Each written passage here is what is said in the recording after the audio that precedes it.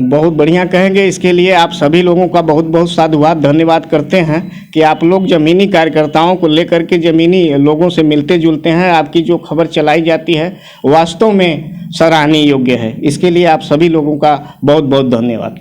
नहीं, अभी विकास तो नहीं हुआ। जिस हिसाब से विकास होना चाहिए उस हिसाब से विकास नहीं हुआ। अभी बहुत से आपको सड़कें दिखा दें। इधर आप देख लीजिए, यही पिंडरा से लेकर के देख लीजिए, स्टेशन रोड को देख लीजिए, अभी उसकी हालत बद से बदतर है। और स्टेशन से जो देवराई फाटक पे जाती है उससे बद से बदतर है। तमाम प्रकार की इधर पीछे चले जाइए, अभी आपको लिवा के चलता हूँ, इधर भी आप बहुत खस्ता हाल है जो है कि इधर गए हैं। ये बहुत गंदगी है, मतलब सारी बातें हैं। तो क्या बताया जाए, जो भी कमियां हैं इस बार जब हमारे बाबूलाल पटेल जी जीतेंगे तो हम उसको दूर करेंगे। जी नमस्कार, मैं हूं वाराणसी से शैलेंद्र सिंह और आप देख रहे हैं आईपा यानी all India progressive politics association. इसके अंतर्गत बातें होती है प्रगतिशील राजनीति की और प्रगतिशील विचारधाराओं की। इसमें जो 2022 का चुनावी आगाज हो चुका है और जानते हैं कि किस प्रकार से रणबांकुरे मैदान में आए हुए हैं और उनके जीत के लिए पार्टी के कद्दावर नेता कैसे जीत के लिए रणनीतियाँ तैयार किए हुए हैं और वोट का आशीर्वाद अपने प्रत्याशी के पक्ष में लाने के लिए कौन कौन सी वो रणनीतियाँ हैं, कैसे तैयारी किए हुए हैं, जानते हैं पूरा हाल। हम इसमें मौजूद है वाराणसी के पिंडरा क्षेत्र में और हमारे साथ मौजूद है इसमें बीएसपी के वरिष्ठ नेता रमेश भारती जी, और जानते हैं कि क्या हाल है इस समय और रमेश जी कौन सी ऐसी रणनीतियाँ तैयार किए हुए हैं अपने प्रत्याशियों को जिताने के लिए। जी रमेश जी, स्वागत है आपका आईपा में। जी धन्यवाद आपका। आप सभी लोगों को नमस्कार। और इस समय जैसा कि आप सभी लोग जानते हैं कि चुनावी बिगुल बज चुका है। यहाँ वाराणसी में 7वां चरण का चुनाव होना है जो 7 मार्च को होना है।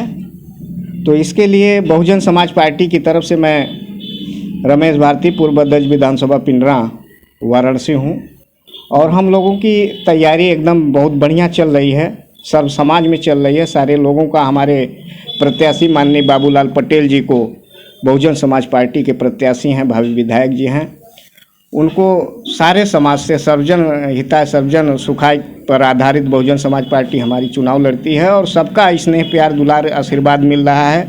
इसलिए इस बार हम बहुजन समाज पार्टी के विधायक को यहाँ से बहुत भारी मतों से विजय श्री दिलाने जा रहे हैं। देखिए, पिंडरा का एक इतिहास रहा है। 9 बार लगातार यहाँ पे उदल विधायक थे, उदल पटेल। उसके साथ साथ बातें की जाए तो यहाँ पे अजय राय 5 बार लगातार विधायक थे। 2017 में, चूँकि ये थोड़ा सा मैं आपसे इस जानकारी लेना चाह रहा हूँ, 2017 में अवधेश राय यहाँ जीतते हैं। अवधेश राय वो शख्स हैं जो बीएसपी से लगातार भाग्य आजमाए मगर सफलता बीएसपी में हाथ नहीं लगी। बीजेपी में जाकर वो सफलता हासिल करते हैं। तो अब ऐसे में अगर बातें की जाएँ तो कौन सी ऐसी रणनीतियाँ होंगी बाबूलाल पटेल के साथ जो जीत का जो सेहरा उनके सिर पर बंधे? देखिए, बहुजन समाज पार्टी हमेशा ज़मीन पे काम करती है और बहुजन समाज पार्टी झूठ झपाट वादा नहीं करती लोगों से। और ये लोग जुमलेबाज हैं, भारतीय जनता पार्टी के लोग जुमलेबाज हैं। अलुल जलुल घोषणाएँ करके जनता को रिझाने का काम किए। जैसे कि 2014 में यहाँ ले लिया जाए, माननीय मोदी जी ने कहा कि आप लोगों के खाते में 15-15 लाख रुपए आएंगे, जो एक झांसा ही साबित हुआ, आज भी आप देख रहे हैं।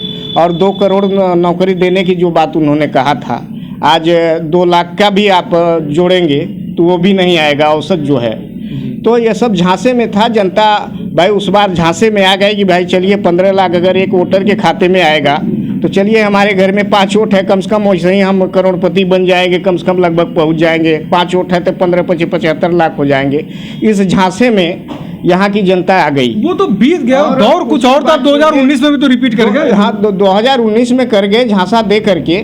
और आप सारी बात जान रहे हैं कि अब इस बार यहाँ से शुरुआत होने जा रही है, उत्तर प्रदेश से शुरुआत होने जा रही है। यहाँ इस बार जो है 2022 में सरकार बहुजन समाज पार्टी की बनने जा रही है। देखिए, जहाँ पे ये समीकरण का जो खेल है, क्योंकि आप वरिष्ठ यहाँ पे नेता रहे, यहाँ पे वरिष्ठ नेता हैं, कार्यकर्ता हैं, आप पदाधिकारी हैं, तो देखिए बीएसपी का एक जैसे जो एक नियम है अपने पदाधिकारियों के साथ कि एक सिस्टम से उसमें रखना है जैसे उनको, और उसके बाद साइलेंट वोट माने जाते हैं बीएसपी के। इस साथ साथ बात की जाए तो बीजेपी का जो नज़रिया जो रहा, जो सुरक्षा की जो बातें जो की जाती हैं, भयमुक्त समाज देने के लिए, अपराध मुक्त समाज देने के लिए बुलडोजर नीति अपनाई गई। यहाँ पे तमाम ऐसे गैंगस्टर शूटर्स थे जिनके ऊपर बुलडोजर चलते हैं। तो इसमें जो दबे कुचले जो समाज के जो लोग थे, जिसके लिए मायावती जी ने बराबर उनके उत्थान के लिए बातें की, संघर्ष की बातें की, तो वो क्या बीजेपी में अब असुरक्षित महसूस कर रहे हैं या बहन जी के साथ में जाएंगे? जी बिल्कुल बिल्कुल असुरक्षित महसूस कर रहे हैं। इस शासन में जात बिरादरी देख करके मुकदमे लिखे जाते हैं, जात बिरादरी देख के लोगों के ऊपर अन्याय अत्याचार और हो रहा है।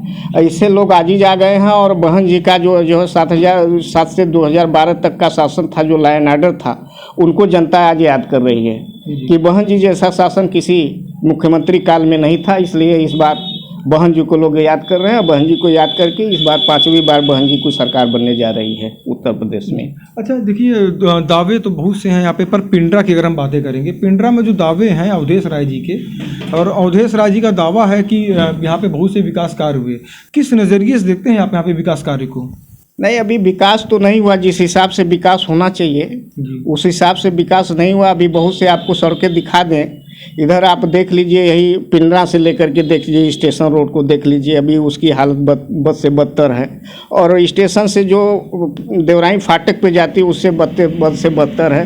तमाम प्रकार की इधर पीछे चले जाइए, अभी आपको लिवा के चलता हूँ, इधर भी आप बहुत खस्ता हाल है जो है कि इधर गए हैं, ये बहुत गंदगी है। मतलब सारी बातें हैं, तो क्या बताया जाए। जो भी कमियां हैं इस बार जब हमारे बाबूलाल पटेल जी जीतेंगे तो हम उसको दूर करेंगे।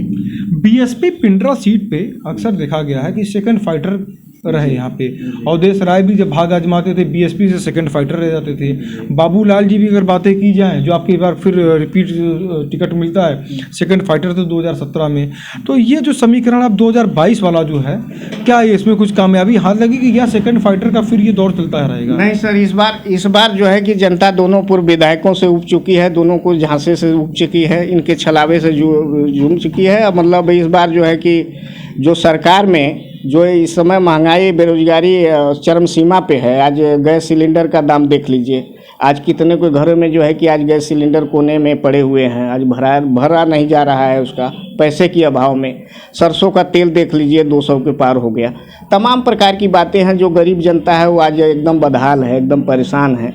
हर तरह से लोग बहुत परेशान है इस सरकार से।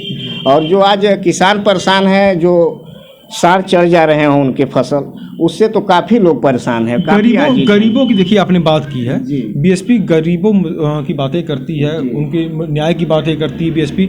मगर बीजेपी की जो नीति जो रही जन जन तक पहुंचने के लिए, सीधे सीधे लाभ देने के लिए, किसानों के खातों में 6,000 प्रधानमंत्री सम्मान निधि, डबल इंजन की सरकार।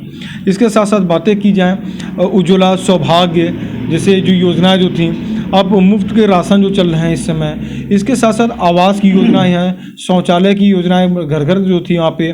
तो ये इसका लाभ बीजेपी को कितना मिलेगा या कोई असरदार नहीं होगा या ना होगा? कोई असर नहीं रहेगा, इनका कोई असर पड़ने वाला नहीं है। आज जनता इतना परेशान है, उन्होंने तो वादा किया था 2022 तक हम सबको छत दे देंगे, सबको घर मकान बनवा देंगे, लेकिन ऐसा संभव नहीं हुआ।